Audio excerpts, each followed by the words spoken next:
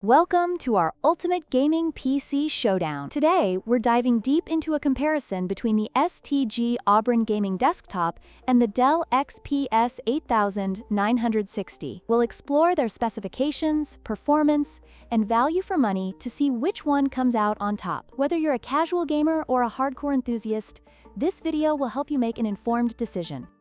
When it comes to performance, the STGAubron features an Intel Core i7 processor that can reach speeds of up to 3.9 GHz, paired with an AMD Radeon RX 580 GPU. While this setup is decent for casual gaming, it falls short compared to the Dell XPS 8960, which boasts a powerful 13th Gen Intel Core i7-13700K with 16 cores, capable of reaching speeds up to 5.4 GHz.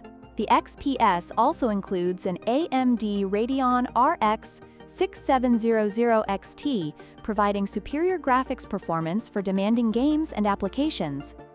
Price is a crucial factor for many buyers. The STGAubron comes in at a budget-friendly price of $509, making it an attractive option for those looking to save money. However, this low price comes with compromises in performance and expandability. On the other hand, the Dell XPS 8960 is priced at $2,949, reflecting its high-end components and superior performance capabilities.